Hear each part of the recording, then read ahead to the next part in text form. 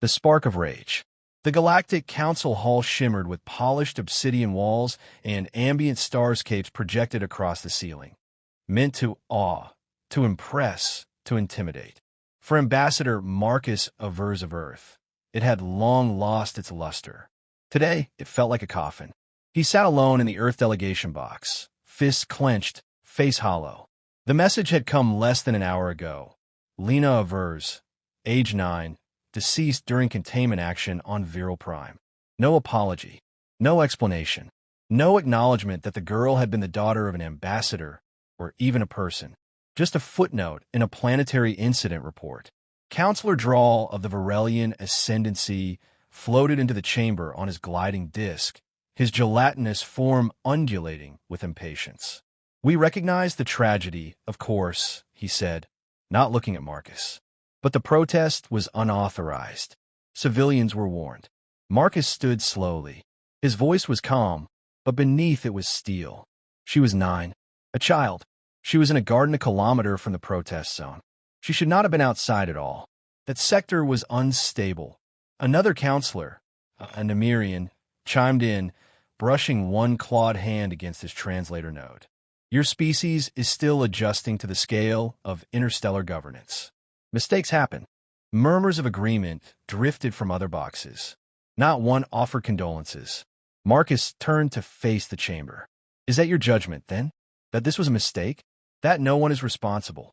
Council Speaker Halaquar, an ancient multi-limbed being draped in living silks, gave a tired blink. "Let us not escalate. The Council's position is clear." Varelian forces responded within protocol. "We will observe a brief moment of silence." "No." The word hung heavy, cutting through the chamber like a blade. "I didn't come for silence. I came for justice," Marcus said. "You will receive neither," Counselor Drawl replied, eyes narrowing.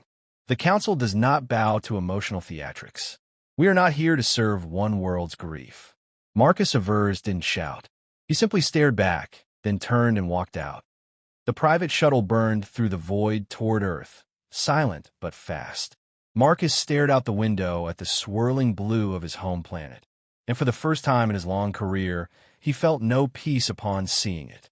He stepped into a secure chamber buried beneath Geneva, where Earth's unified leadership had gathered. They were already aware. Feeds from the council chamber were broadcast live, even if most humans never watched them. President Ianu of the Pan-African Bloc stood with folded arms. They killed her and dared to call it protocol. General Sato, head of Earth Defense Command, spoke next. "We kept our past buried. We joined the council to prove we'd changed." Marcus's voice was raw. "We buried our fangs to keep the peace." But they saw restraint as weakness. Silence fell. Then a voice came from behind them, aged but clear. "Then it's time to remember who we were." From the shadows stepped Admiral Nyla Reyes, long thought retired. She tapped her ID into a biometric console. Antarctica's tectonic plates rumbled. Miles beneath the ice, a vault older than any modern nation groaned open. Lights flickered on inside a hangar the size of a continent. Rows of ancient warships, sleek, dark, and alive with dormant AI, blinked to life. Names etched in archaic Terran tongues glowed faintly. Vengeance, remembrance, iron will, silence of stars. The ancient fleet, born in the fires of the interstellar wars of Earth's lost age, sealed when humanity chose peace. Fear by no one, because no one knew it existed. Until now. Aboard the Vengeance, systems woke from a 1,000-year slumber. "Fleet AI online," said a voice. Neither human nor machine. Designation: Crisis Code Alpha, Justice Protocol. Nyla Reyes stepped onto the command deck. "We are not here for war," she said aloud. "We are here for accountability," the AI replied. "Then the stars will tremble not from fear, but from reminder." In the Council's communication towers, encrypted transmissions lit up like wildfire. Earth's channels were silent, but their movements loud. Drones disappeared near Mars. Probes vanished near the Kuiper Line. Council outposts near the Sol border blinked out of existence. Not destroyed, just gone. Something was moving. And for the first time in centuries, The galaxy remembered that Earth was not just another species.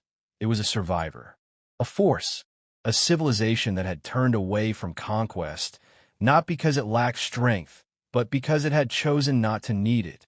Now, that choice had been revoked. They killed a child. Earth would answer. Echoes of old fire. A low hum thrummed across Earth's orbit as ships older than recorded history rose from hidden dry docks and silos buried in lunar crust, deep oceanic trenches, and dormant volcanoes.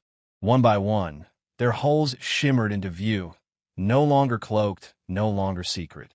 The ancient fleet had returned. Inside the command deck of the Vengeance, Admiral Nyla Reyes stood tall, eyes locked on the holographic display of the galaxy. Each red dot marked a council fleet. Each green marker represented Earth's newly reawakened assets. Status? She asked. 74 capital ships fully reactivated. 240 escort vessels operational. 12 AI dreadnoughts syncing with human command protocols, replied her XO, Lieutenant Mar. We estimate full fleet readiness within 24 hours. Good, Nyla replied. Keep it quiet.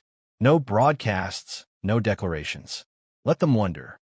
Beneath Mount Elbrus, in an archive thought lost to time, Marcus Avers watched as ancient logs flickered to life.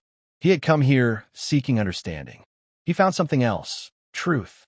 The logs showed footage, heavily redacted even by Earth standards. Cities in the clouds. Dyson spheres cracking under orbital bombardments. Alien empires reduced to ashes not out of hatred, but necessity. It had been humanity's final war, against an enemy now extinct, whose name was deliberately forgotten. Humanity had survived by becoming the monster it feared. And then, horrified by itself, it had sealed away its fangs and bound its war gods beneath layers of bureaucracy and diplomacy. Until now, one recording showed a younger Nyla Reyes, barely 20, standing before the UN Security Council. We have burned brighter and darker than any species before us. If we are to survive, we must forget the fire, she had said. Now, she was the one to ignite it again. At the Council's central ring, panic festered like a spreading infection. Counselor Drawl pounded a gelatinous appendage on the table. We underestimated them. Their fleets were never decommissioned. They were hidden. Counselor Xeric, representing the insectoid Nalari, buzzed in fury. We let them into our halls, our trade networks, our defense grids. And they played docile. They were docile, rasped a quiet voice. It came from Counselor Juhin of the Silari Confederacy. His crystalline form pulsed with sadness, not fear, until we murdered a child and laughed in their faces. The room fell silent. Council Speaker Halaquar finally spoke, his voice trembling. We must de-escalate. Send an envoy. Offer reparations. They won't want credits, Drawl growled. They want blood. No, Juhin said. They want accountability, something we've never given.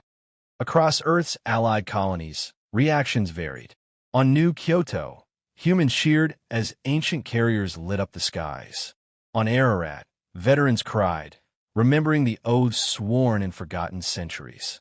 On Europa's orbit station, alien citizens under Earth protection knelt in silence, realizing the humans were not just defenders, but avengers. But in the deeps of Earth's defense archives, one voice whispered more than any other. The Sentinel Corps, AI minds once deactivated for being too aggressive, now linked again to the ancient fleet. Threat confirmed. Justice protocol active.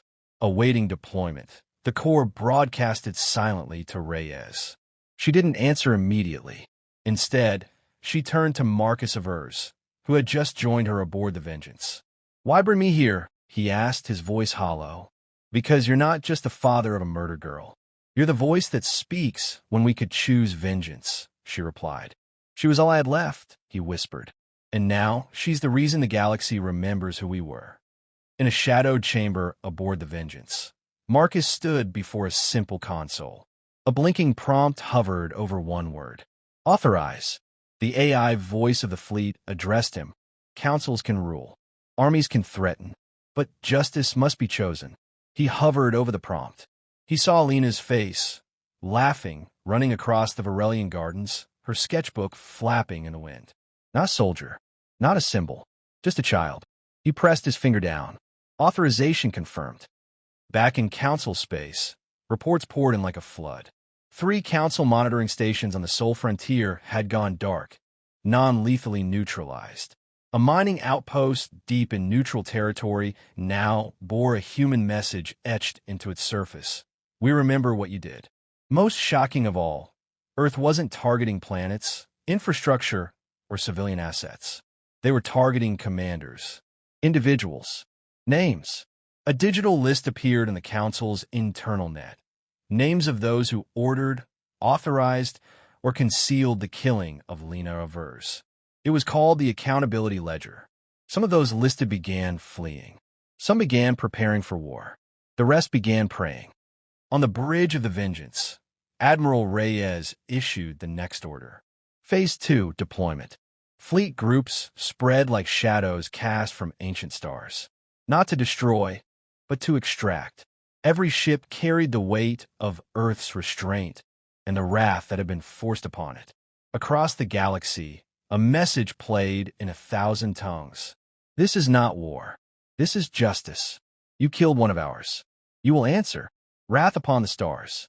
The stars did not scream, but the Council's silence did. Where once they had ruled with absolute arrogance, now their fleets cowered in dockyards, systems sealed, captains awaiting orders that would not come. Because Earth did not declare war. It simply acted. On Council Prime, the central capital of the Galactic Council, alarms wailed. Orbital defense platforms blinked off, one by one, without a single shot fired. Earth stealth cruisers had embedded malware years prior, waiting for authorization. Now they struck.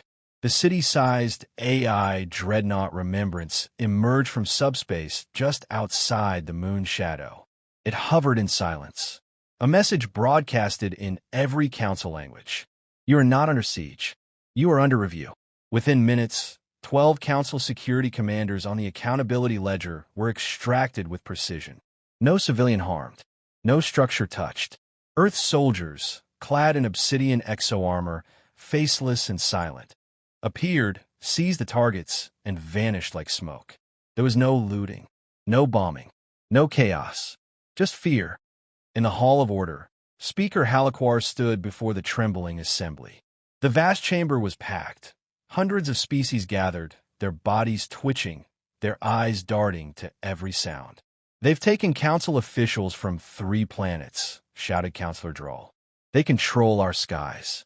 Our fleets refuse to engage. We are being hunted. Then surrender them. Councillor Juin snapped back. We murdered their child and laughed in their faces. What did you expect? That they'd roll over and thank us for the lesson? They are human. They're supposed to be restrained. They were. The councillor's silence echoed louder than gunfire. On Aria V, an outer rim world known for its defensive bastions, Council General Zev prepared for resistance. She was one of the 12 named in the accountability ledger. Perimeter drones, orbital mines, a planetary shield. None of it mattered. The Silent Resolve, one of Earth's cloaked fast deployment cruisers, dropped into low orbit unnoticed. A single pod descended into the capital. Zev awoke her own guards unconscious, and her walls melted into slag. A Terran operative stood in her bedroom, black armor, glowing visor. You'll come with me, he said. No threat, just certainty. You'll kill me, she hissed. If we wanted you dead, you wouldn't have woken up, the operative replied. She resisted, screamed, even tried to activate the kill switch on her implant. It had already been disabled. She was gone before the sun rose. Back aboard the Vengeance, Admiral Reyes observed the galaxy's reaction. 3 systems had already declared neutrality. 2 species had defected from the Council, condemning the murder of a human child and offering to assist in the reforms Earth now demanded. On distant broadcast relays, a viral image spread. A human soldier placing a child drawing on the steps of the Council's Hall of Order. It was Lena's last sketch, an alien flower, smiling under a twin-sun sky. The caption beneath read, "She trusted your world." And in thousands of alien hearts, something long buried stirred, guilt. Marcus avers stood before a tribunal deep within the Vengeance's secure court. 12 accused council members had been captured. They stood behind containment fields, some silent, some shouting, some sobbing. Marcus didn't scream. He didn't demand vengeance. He told them about Lena, how she had practiced alien languages to surprise locals, how she had planted flowers in Varelian soil, how she had drawn every new species she met with wonder, not fear. She saw beauty where most of you saw difference, he said. And for that, you sanctioned her death. Counselor Drawl, captured 2 days ago, spat at the floor. You came here to posture. You'll never have peace after this. Marcus stepped closer. We didn't come here for peace. We are peace, backed by the memory of war.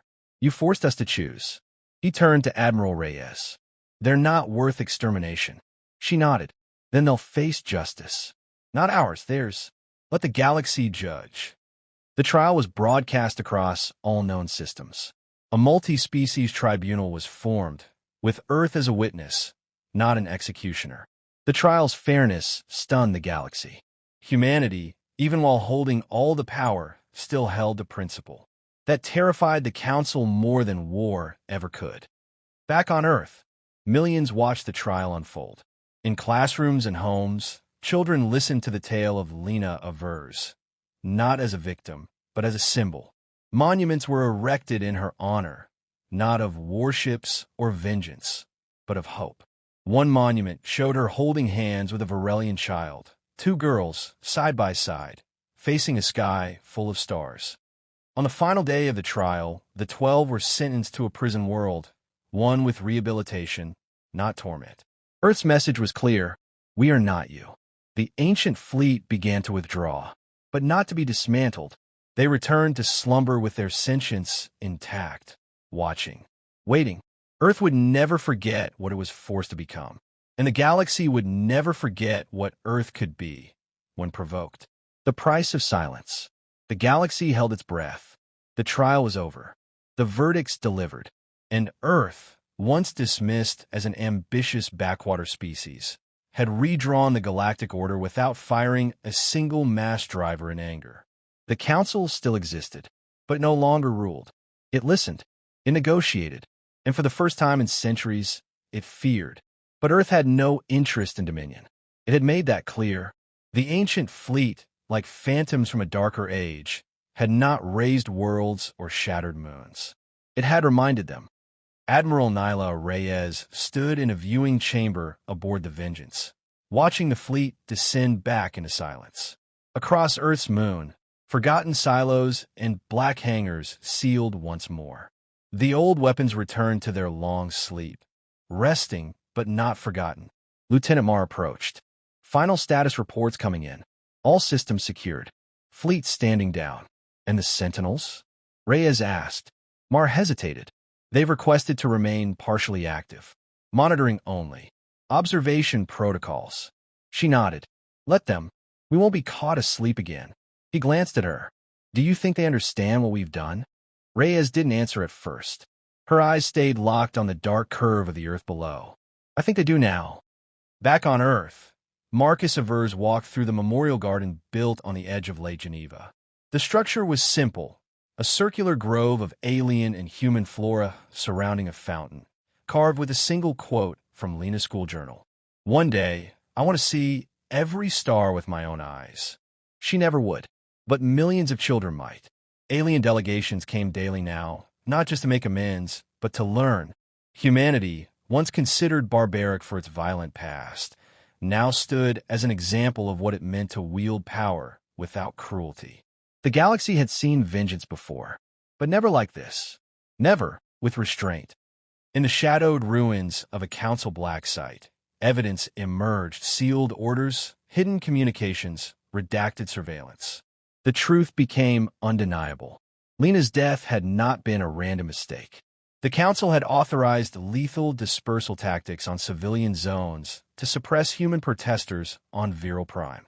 They believed fear would force compliance, that a few casualties, especially non-combatants, would demoralize Earth and reaffirm Council control. They hadn't expected Earth to rise. They hadn't expected it to remember. 2 cycles later, The Galactic Reformation Charter passed. A new tribunal structure was formed. Human diplomats were appointed to permanent seats, not as symbols but as arbiters. Earth refused imperial authority. Instead, it insisted on shared sovereignty. In every vote, in every clause, one requirement echoed: accountability. Deep beneath the ice fields of Europa, Marcus Averse knelt in front of a sealed time capsule, his daughter's last journal, her drawings, her voice logs. A holographic plaque hovered above it. To the generations who inherit peace, remember the price. Admiral Reyes joined him. She changed everything, Marcus whispered. She reminded us of what we almost lost, Reyes replied, and what we had to become to protect it. He stood slowly. Will it last? She looked to the stars. Only if we remember why we stood up in the first place. On the edge of known space, a lone research ship, non-human, unarmed, drifted past an ancient Terran relay beacon. The message it received was simple. An old broadcast, looping on silent frequencies. To those who harm our children, know this. We may sleep, but we do not forget. No signature, no threat, just a promise. And so, Earth returned to its place in the stars, not as conquerors, not as rulers, but as guardians. The ancient fleet remained in shadow, its sentience awake, its teeth filed but intact. The galaxy moved forward, scarred but wiser. No war had come, no world had burned. But the Council had learned a lesson written not in fire, but in silence, precision, and conviction. And somewhere, beyond time, a little girl's dream now echoed across 1,000 systems. One day, I want to see every star with my own eyes. Because of her, others would. Because of her, they remembered.